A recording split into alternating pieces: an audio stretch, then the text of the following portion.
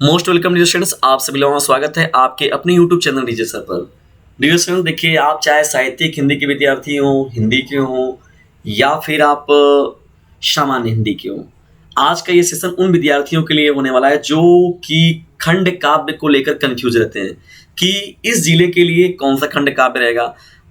Maximum विद्यार्थी जो होते हैं, अगर 55 लाख विद्यार्थी, जिसमें से अगर मान लेते हैं कि 25 लाख विद्यार्थी अगर 12th में शामिल हुए हैं, तो ये मान के चलिए कि 1 से 2 लाख विद्यार्थी तो केवल कंफ्यूज रहते हैं कि उनका कौन सा खंड काव्य पूछा जाएगा। तो हिंदी का ये महत्वपूर्ण खंड काव्य का आज का सेशन देख लीजिएगा डिस्टेंस 2 से 4 से 5 मिनट का ये वीडियो रहेगा, लेकिन आप लोग के लिए बहुत ही हेल्पफुल रहेगा और पूरा आप सही करके आएंगे। देखिए खंड काव्य का प्रश्न यहाँ से है ना, खंड काव्य जो आप लोगों से पूछा जाता है चैप्टर में, तो खंड काव्य को आप लोग छोड़ देते हैं, तो बिल्कुल डिस्टेंस नहीं छोड़ेंगे, यहाँ से पूरा देख लीजिएगा और पूरा आप करके आएंगे। देखिए यहाँ खंड काव्य से प्रश्न जो है आप लोगों का 5 अंक का पूछा जाता है।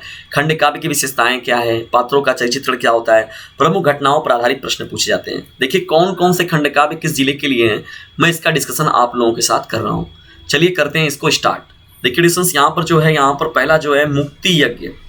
मुक्ति यज्ञ देखिए पहला खंड काव्य जो है मुक्ति यज्ञ, लेखक जो है श्री सुमित्रानंद पंत जी हैं और प्रकाशन जो हुआ था इसका देख रहे हैं कहाँ पर से हुआ है, और प्रकाशक के रूप में देखा जाए तो, और ये अनुदानित जिले हैं। कौन कौन से जिलों में देखिए ये मुक्ति यज्ञ जो चलता है, तो कानपुर, जौनपुर, मुरादाबाद, फैजाबाद, एटा और ललितपुर। ध्यान सुनिएगा, कानपुर, जौनपुर, मुरादाबाद, फैजाबाद, एटा और ललितपुर में मुक्ति यज्ञ चलता है। सत्य की जीत के बारे में अगर बात किया जाए, देखिए तो सत्य की जीत का जो ये टॉपिक है, ये महाकाव्य है, ये खंड काव्य जो है, ये झांसी हो गया, बदायूं हो गया, प्रतापगढ़, रामपुर, पीलीभीत, लखनऊ और इटावा, बलिया और बिजनौर जिले में होता है। कहाँ पर? झांसी, बदायूं, प्रतापगढ़, रामपुर, पीलीभीत, लखनऊ, इटावा, बलिया, बिजनौर, तो इतने जिलों में क्या होता है, सत्य की जीत को शामिल किया गया है। चलिए आगे बढ़ते हैं डिस्टेंस। यहाँ पर अब जो रश्मि रथी है इसके बारे में बात करते हैं। देखिए तीसरा जो आपका खंड काव्य वो क्या है, रश्मि रथी है। इसको वाराणसी में किया जाता है, बुलंदशहर में किया जाता है, मथुरा में, मुजफ्फरनगर में, फतेहपुर में, उन्नाव में और देवरिया जिले में। फिर से सुनिए, रश्मि रथी को कहाँ पर किया गया है, कौन कौन से जिलों के लिए अनुमानित जिले किए गए हैं, वाराणसी, बुलंदशहर, मथुरा, मुजफ्फरनगर, फतेहपुर, उन्नाव, देवरिया। डिस्टेंस यदि आप कापी कलम लिए हुए तो लिख लीजिएगा अपने जिले का, ठीक है, कंफ्यूज बिल्कुल भी मत होइएगा। और ये आपका फिक्स रहता है, आप लोग को अच्छे से कहानी तो मालूम रहता है, लेकिन आप इनकी इन जिले कहानी उन जिले में, उन जिले कहानी इन जिले में, तो ऐसे क्या होता है आपका नंबर कट जाता है, नहीं मिल पाता है, या आप आने के बाद भी आप सही नहीं कर पाते हैं।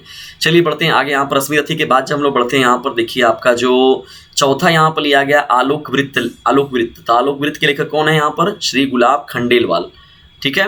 यहाँ पर इसमें देखिए प्रयागराज, अलीगढ़, सहारनपुर, फर्रुखाबाद, मैनपुरी, मिर्जापुर, सीतापुर। ध्यान सुनिए, प्रयागराज, अलीगढ़, सहारनपुर, फर्रुखाबाद, मैनपुरी, मिर्जापुर, सीतापुर के जिलों के बच्चों के लिए आलोक वृत्त जो खंड काव्य होगा उसे पढ़ना है, ठीक है।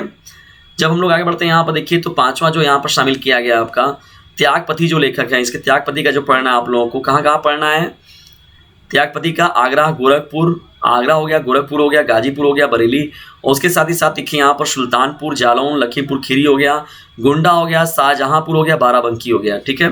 ध्यान से देखिएगा, इन जिलों में जो पूछा जाएगा आपका क्या पूछा जाएगा, त्यागपति पूछा जाएगा। कहाँ के लिए पूछा जाएगा, आगरा, गोरखपुर, गाजीपुर, बरेली, सुल्तानपुर, जालौन, लखीमपुर खीरी, गोंडा, शाहजहांपुर और बाराबंकी के लिए, ठीक है। ये आपका छठवां खंड काव्य, पांचवा खंड काव्य था।